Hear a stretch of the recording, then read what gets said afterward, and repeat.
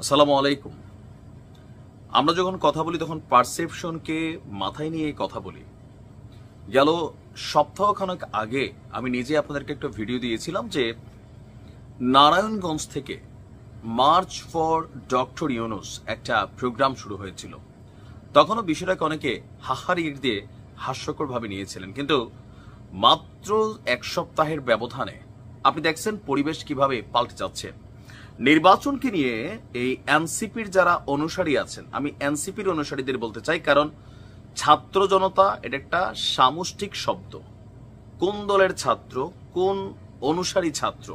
আমাদের ছাত্ররা বিভক্তিতে আছে, কেউ আওয়ামী লীগ, কেউ বিএনপি, কেউ জাতীয় পার্টি, কেউ জামাত ইসলাম, কেউ ছাত্র অধিকার পরিষদ, কেউ এনসিপি, আবার গতকালকে আম জনতা অনেকেই নামছেন। সো এনসিপির অনুসারীভুক্ত ছাত্র জনতা যারা আছেন তারা মনে করছেন এই নির্বাচন দিয়ে যে সরকারটা আসবে তারা তো ব্যালটের মধ্যে একটা কালি সিল দিয়ে আসবে, এটার এত ম্যান্ডেট ওই রকম হইতে পারে না। কোনটার ম্যান্ডেট বেশি? রক্ত দিয়ে এই ডক্টর ইউনুস সরকারকে যারা বসিয়েছে তারা নির্ধারণ করবে এই সরকারের মেয়াদ কতদিন এবং তারা কখন ক্ষমতা ছাড়বে। আপনি কি বুঝতে পারছেন? পিনাকিদার যে পরিকল্পনা সেটাকে বাস্তবায়ন করতে সার্জিস এবং এনসিপির যারা অনুসারী তারা কিন্তু মাঠে নেমে গেছে।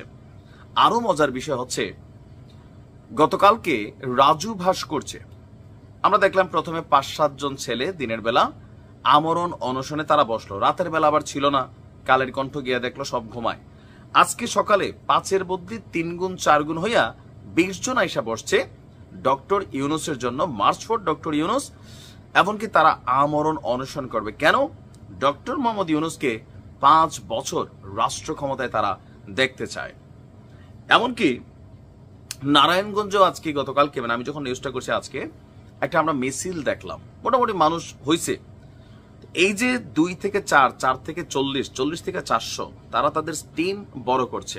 আর প্রত্যেকের একই কথা, আগে বিচার হইতে হবে, সংবিধান বদলাইতে হবে, নির্বাচন যদি বিএনপি চাই তাহলে গণপরিষদ নির্বাচন হবে, কিন্তু সরকার পরিবর্তনের জন্য যে নির্বাচন, গণতন্ত্রের যে পথ, সেটা এনসিপিও এই মুহূর্তে চাচ্ছে না।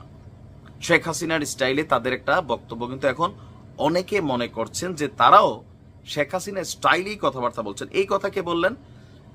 আপনার যমুনা টেলিভিশনে একটা টক শো ছিল, সেখানে ব্যারিস্টার রুমিন ফারহানা তিনি বললেন এনসিপি যেই ভাষায় কথা বলে তাদের গলায় ফ্যাসিস্টের আওয়াজ শোনা যায়। কারণ কি? এটা হবেই না। এখন বিএনপির প্রশ্ন, এই যে ছাত্র জনতার আন্দোলন বা অভ্যুত্থান বা যেটাই, সেখানে কি শুধুমাত্র এই এনসিপির অনুসারী বা যারা সমন্বয় গেছেন তারাই জীবন দিচ্ছেন, বা তাদের পরিবারের কেউ জীবন দিচ্ছেন? অথবা যখন আওয়ামী লীগ সরকারের আমলে রাজপথে কেউ নামতে পারতো না, যখন সার্জিসরা, হাসনাতরা মন্ডা মিঠাই সাদ্দামের ছায়া তলে ছিল, তখন বিএনপি রাজপথে ছিল।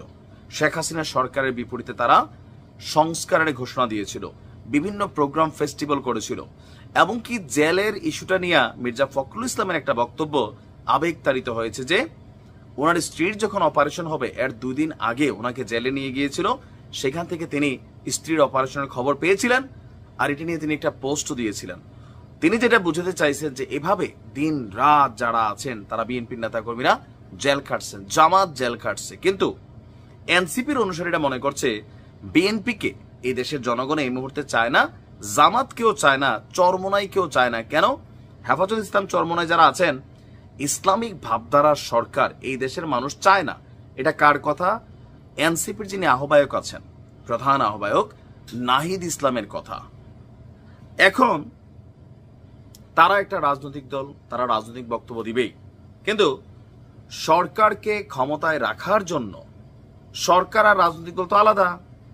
এখন এনসিপি কি ডক্টর ইউনুসের টিম, তাদের বক্তব্য তো এইটাই মনে হচ্ছে যে এনসিপির অনুসারীরা বিভিন্ন ফর্মে টিম বি সি ডি হিসাবে মাঠে নামছে ডক্টর মোহাম্মদ ইউনুসকে 5 বছর রাষ্ট্র ক্ষমতায় রাখার জন্য। এমনকি আপনি লাইভের মধ্যে দেখবেন সহমত পোষণ করা মানুষের সংখ্যাও কিন্তু নিতান্ত কম না। তবে এনসিপির একটা বিষয় আবার এই সমালোচিত হয়ে গেল যে বর্ষবরণ উপলক্ষে মহানগর কমিটির যে প্রোগ্রাম ছিল, ফেসবুকে পোস্ট দেওয়ার সাথে সাথে হাজার হাজার লাইক কমেন্ট আসতেছে, কিন্তু অন দ্য ডে 50 জন মানুষও ছিল না সেখানে, সাংবাদিক ইউটিউবাররা ছাড়া।